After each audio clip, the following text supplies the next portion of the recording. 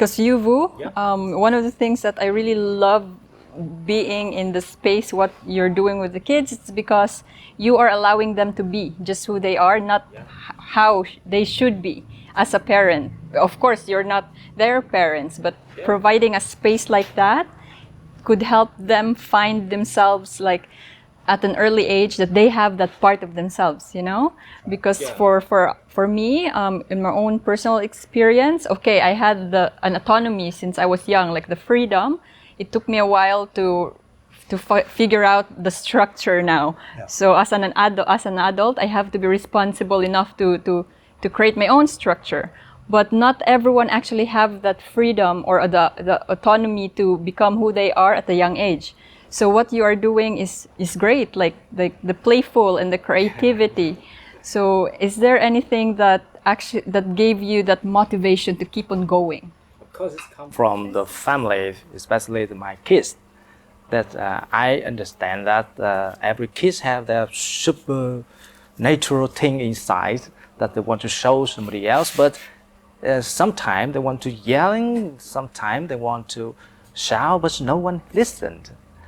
Especially their parent, if they don't have the time to drop by to listen or just to wait to hear what they're talking about, that is hard. It's a really hard part to connect the parent and the kids and the family together. So I do all the activity for the first hope that I can give them a chance to drop the kids in my house, and I will take the video and the picture to them lately, and they will recognize that, oh, my kids, they play on this way. Yes, they show themselves, they connect with all the kids. What parts are they unhappy about? They can feel about it, they can recognize. If they don't, I will remind them about that if I see it.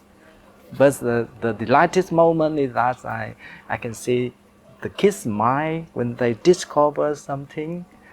That's the first thing that I really think that I find some appealing thing inside. That's the delightful moment of me too. I have a question, like, have you had a feedback from a parent that, oh, my kid is different when he or she is with you, Vu? Have you had this? Yes, a lot of Vietnamese parents, they're trying to have competitive race for the kids. I don't judge that, but it's okay. And whatever the kids come from, or whoever they come from, they come to my house for the activity at weekend, 1 or 2 or more. They just ask their parents to come for more, because they have place to play with each other. They have the time to reading in silence. That means they can find themselves in some page of the comics or the book that they want. I show them to read. And that's the parents, they slowly recognize that the kids, oh, they love this place. And they try to find out, to ask the question. Because Vietnamese people usually say, or somebody usually say that the kids tell no lies. So, do you like that place? And up to a cause sometimes that the kids say, oh, somebody hit me, that they fighting with each other. But I love the place. So the parents come stressed to me, and they say, thank you, Vu. Just my kids is get better, and that's the best thing that I will enjoy that moment of me. I have oh, sorry for interrupting. Yes. I have a question. I mean, it's have you ever experienced parents' jealousy? Yes. Because you're the one who provides this space. No, some parents have the time. They sit on the other table and walk the kids. That's lovely. But some parents, that they're so busy with the work, so they have to drop the kid and get back. So they let the kids. They cannot see what they're doing. But some, they will complain. Yes, the first thing I heard about them is just complain. He didn't do the homework, or he tried to steal the cat from the neighbors, or the kids, they do a lot of things. Yes, but look at that kid. Oh, he's so nice. He played with all the kids. He's look like he's so impatient. And some of the mother will say that, oh, he's so clever. He can find a way to answer the question in the book. And even more, that he want to share them with the older. That's the jealous moment, that I see them and I just look at them and smile. And that's the moment that, as you say, that I usually try my best to connect the mother all the time. That they can slowly understand that just normal. Yeah, I mean, this is such an amazing thing you're doing, like showing the parent what their kids are like when they don't feel like they're being watched.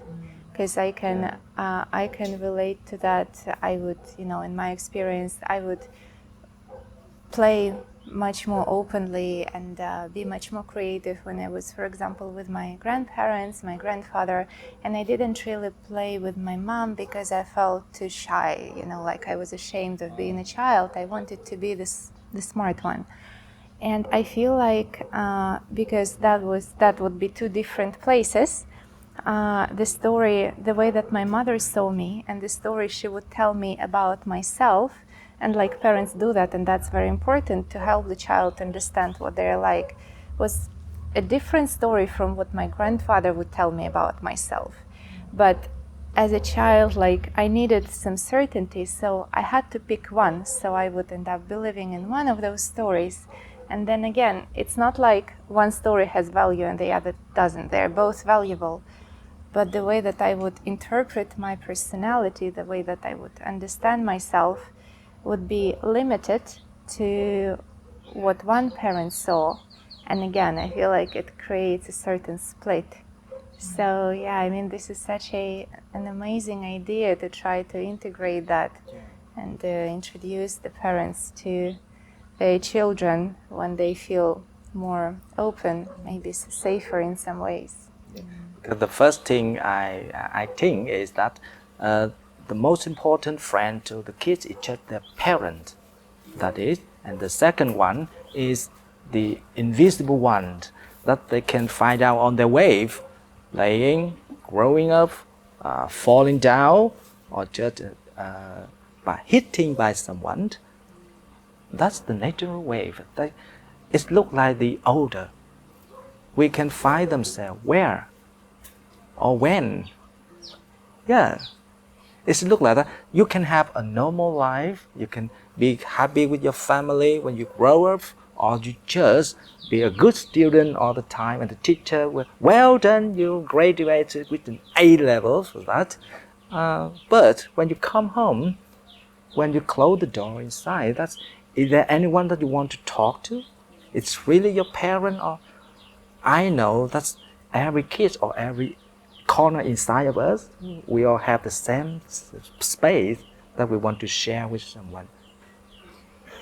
Such a good example of what we talked about with performance, okay? Because school is really set up with grades and with measures and with competition and those things that have to do with performance.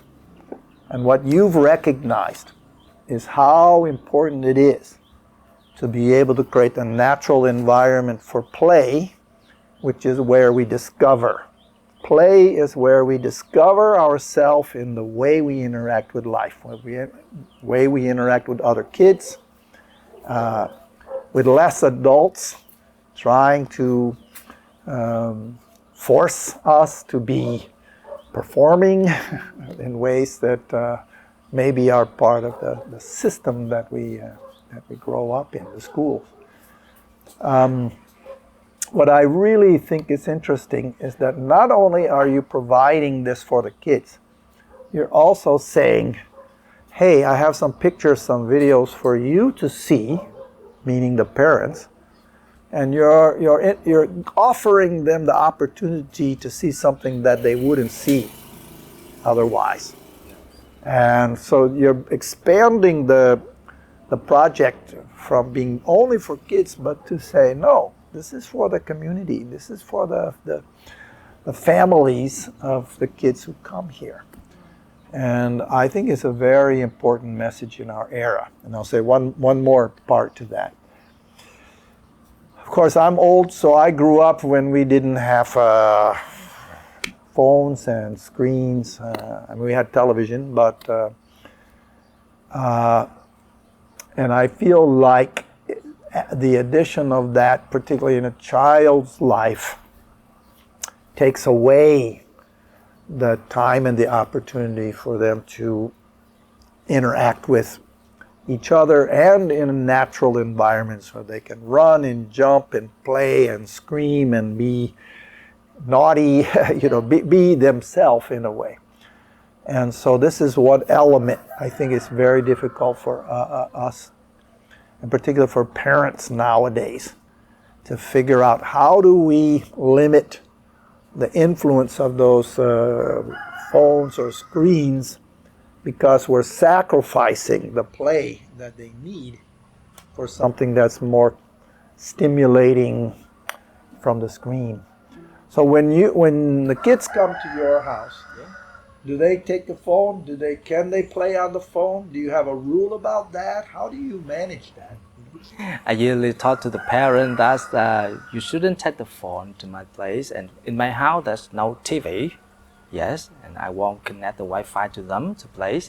Yes, and I want they play outside and inside the reading. And so in my house, I build a lot of corner that they can sneak in and hiding and reading themselves. They did cover every corner of my house. That's a lot, from the basement to the garden, upstairs, or shut inside. The corner of the bathroom, I have a place, so my dog usually stay there. Yeah. So it's like little private space corners where It's not really private because my house is all opened. The windows is opened and a lot of windows. Yes, and they connect to the nature all. I usually call that the windy house. The kids, when they step into it, like, oh, it's time to play. So it's a beautiful space. And I have a question that comes up, Douglas. If it's really important for a kid to have this kind of spaces for them to discover themselves and not perform as an adult, and we kind of like not connected to that part of ourselves, how can someone reconnect to that inner child part of ourselves, especially if they have been living life in the performance side of everything, and they feel like, okay, it's calling me now. Well, it's calling me now is a good way to understand that, because it's a need. Remember the 7 needs. It's a need. It will stay with us to say something's wrong. Some need I have is not being met. Okay, and if we listen, at some point, sometimes it's in midlife. Hate to say it, that we go that long before things get, more difficult. But sometimes it's earlier. Which need is this? The need for play. So play is the discovery of the self. Through play, we discover our self. Okay, and it's because we're not being in the performance. We're not being overly influenced by adults in the space and time we're in. Kids who, I had the good fortune of, I'd come home from school or in the summer and my mom would say, get out of here, get outside. And there would be 6 or 8 other kids in the neighborhood, no adults. We knew how far we could go.